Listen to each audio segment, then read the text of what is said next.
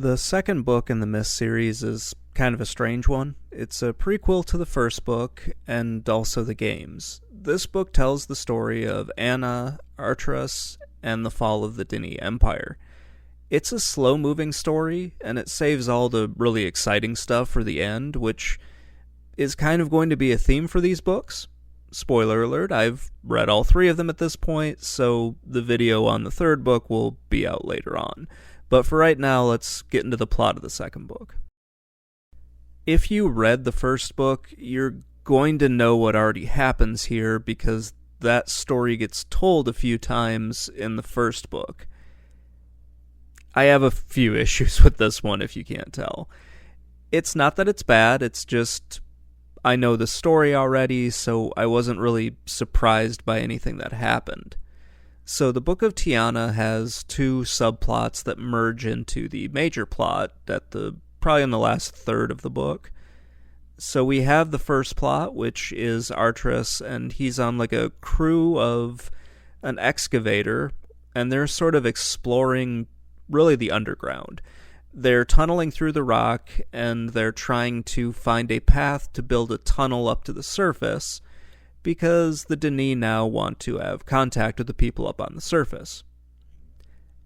Let me back up a second. The Dini Empire exists entirely underground. It takes place on a version of Earth, and they use books, which are called ages, in order to basically get all the food that they need and kind of as a place to escape to. It's a really cool concept, and you're not going to see a whole lot of that in this book, because at times you forget it's about Myst. Anyway, the second subplot has Anna and her father living somewhere in the Middle East or in a desert. It's not really clear where they are. It's not really that important. They live near a volcano.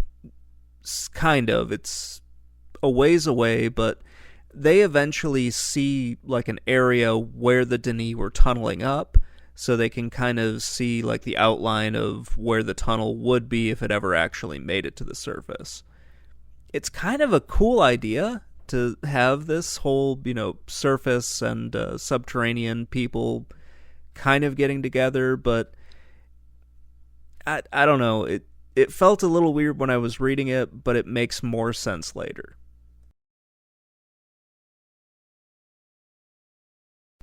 So, who are these people? Well, Artras is the father of Gen, he is the grandfather of Artras, but spelled differently from the first book.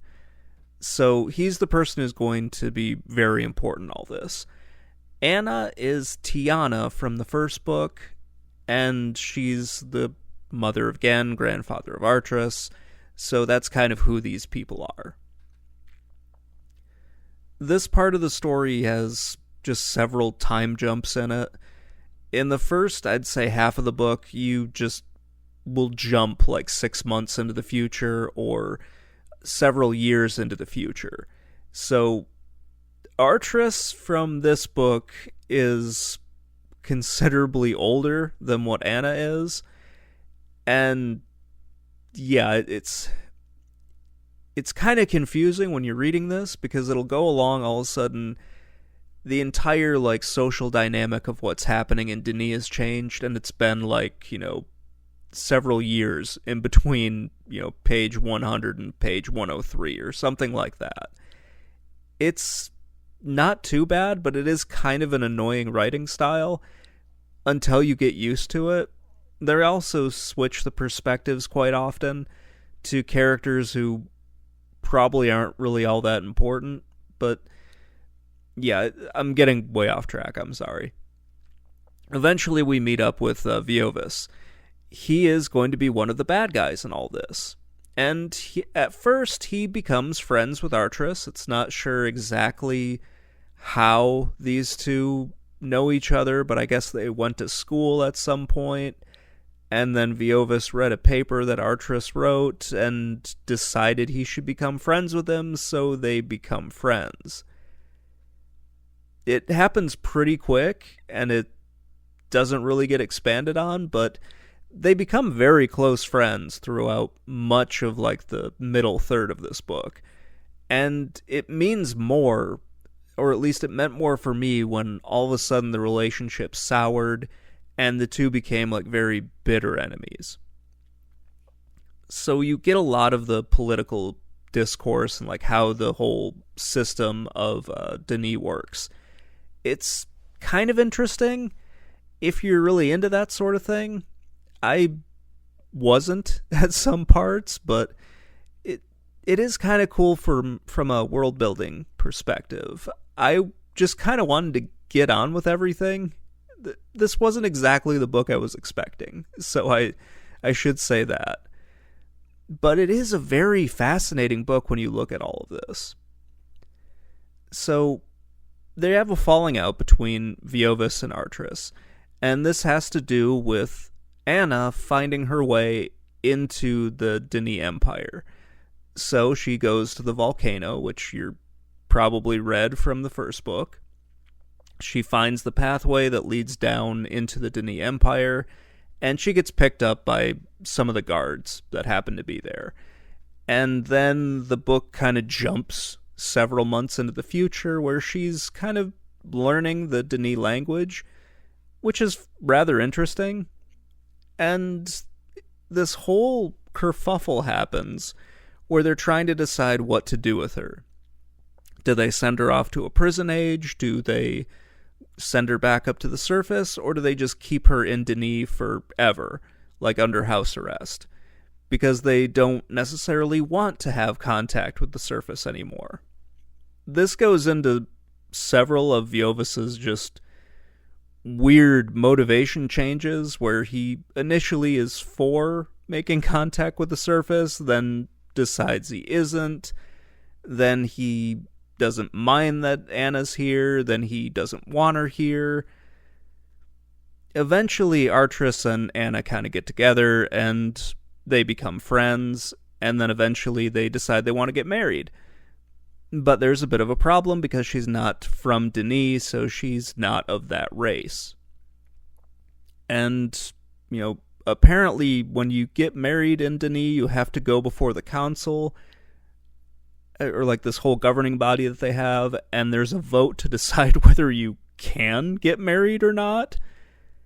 And normally it's just sort of a formality. You go there, everybody says, yeah, they can get married. Those crazy kids can go off and do whatever they want.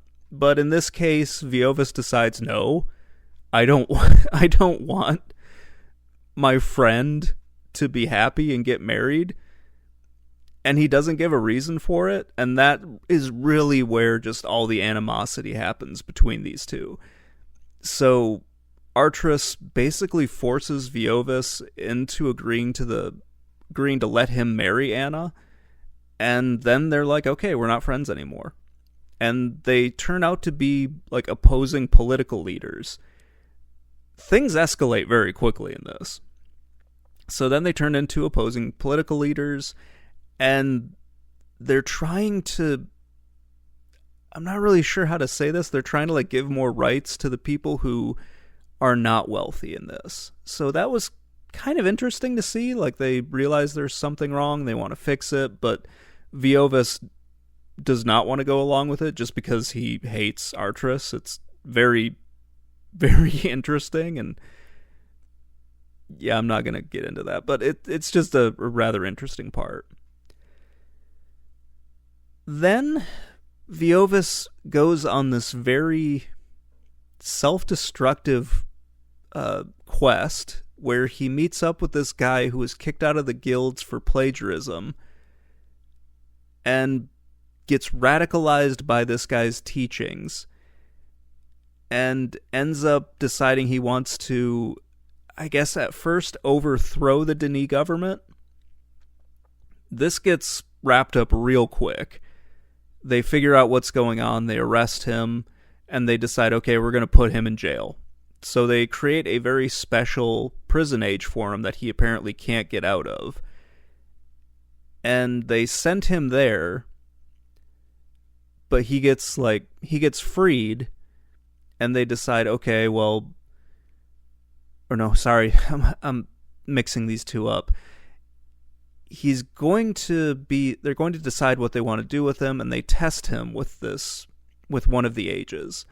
And he tries to escape the prison, and they're like, okay, we can't deal with this. We're going to send him to a very specific and special prison age. That is when he gets sent there, but he also goes there along with this other guy that he meets. And I have his name. Oh, God. Yeah, his name is rough. It is Gary's, I believe is how you pronounce it, but I could be wrong on that one. So Gary's breaks him out of this new prison. They come up with a different plan to basically unleash a plague on all of Denis. And they do it. They unleash this plague, and then they start sending dead bodies into the different ages that the Denis people fled to. And so basically they kill off the vast majority of the population of the Denis Empire. This is when Agarys ends up killing Viovis because Viovis refused to kind of write an age for him where they could be gods. It's a very interesting thing where they're always fighting against this in the novels. They don't necessarily think that they should be gods, or at least the Denis don't. And so Agarys kills Viovis. Artress, Anna, and Gen come back, and then they end up tricking Agarys into going into an age and dying, or at least being in prison there. I think he dies. And also, Atreus dies as well. So now we just have Anna, who has changed her name to Tiana by this point, and Gen, they're the only two left, and that is pretty much how the story ends and leads into the first book. The ending just sort of wraps up real quick, but it's kind of what you should expect. And yeah, I've actually changed my mind. When I first read this, I didn't really like it too much. Now, as I'm going over it, I'm like, okay, it's a pretty good story, even though I sort of knew what was going to happen already.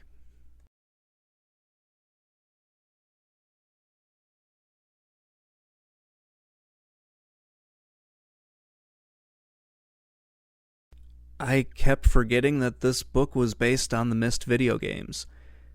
Ages and writing ages don't really come into the story until much later.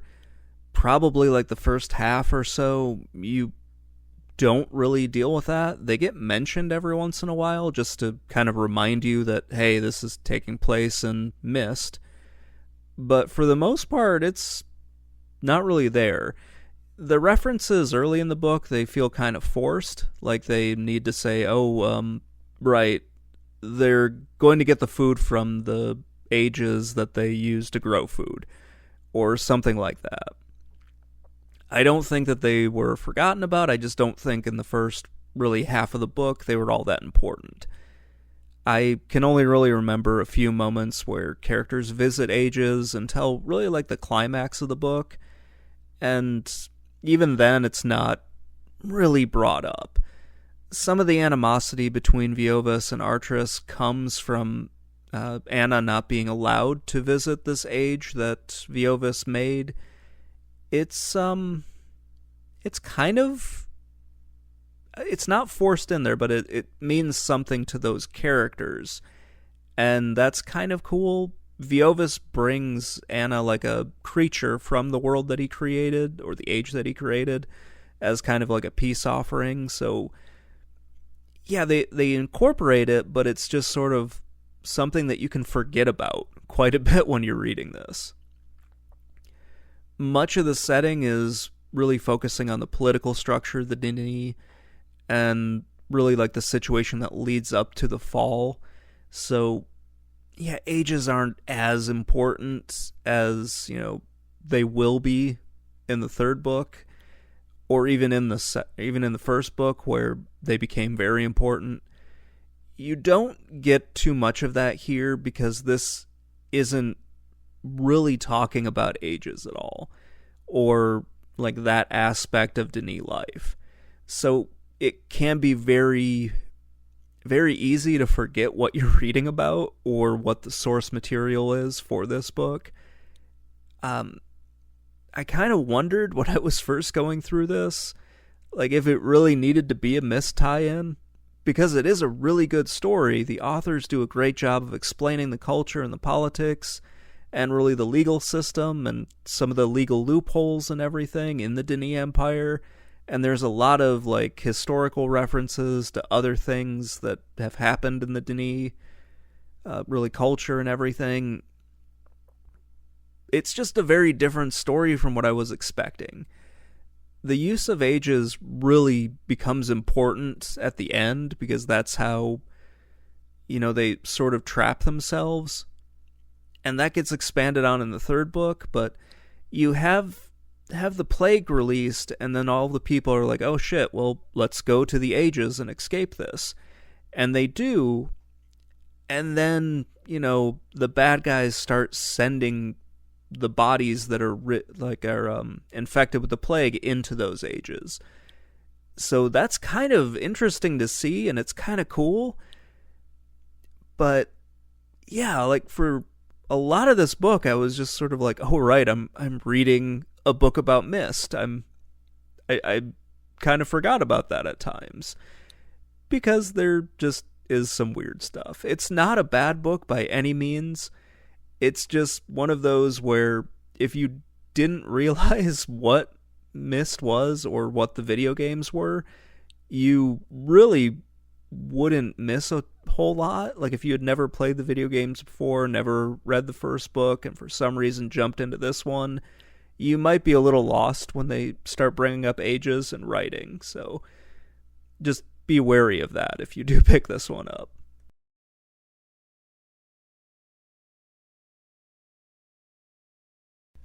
So I didn't like this book as much as I did the first one. I just don't really like reading an expanded version of a story that I already know about. And that was basically what this is. There's a lot of really good stuff in here, but I just didn't like this one as much as the first book, and I didn't like it as much as the third either, because I have read that one at this point. As a standalone tale, it's a very good story. I just don't really like how it's told, with the shifting perspectives between people, and just the focus on some of the things where I'm like, okay, this isn't as exciting as I kind of want it to be. And I think that was sort of my major problem with this. It sets up a lot of things that are going to be expanded on in the third book, but they kind of feel a little stupid, and maybe that's just me reading it, where I'm like, why do any of these people care about this? Like, why does Viovis give a shit about, Anna marrying Artreus? Why would he care about it? Why does anyone care about this guy, or is listening to this guy who got kicked out of the guilds for fraud? Why is this going on? Why can these people just do whatever they want when clearly they probably should have been arrested by now? It is an interesting story, and it explains everything to you, and it does wrap up very well. I just found some things a little annoying, like Viovis's weird motivation changes. I didn't really like that too much. And I thought it could have had more Myst stuff in it than it did. But overall, it is a good book, just not one that I enjoyed as much as the first or the third.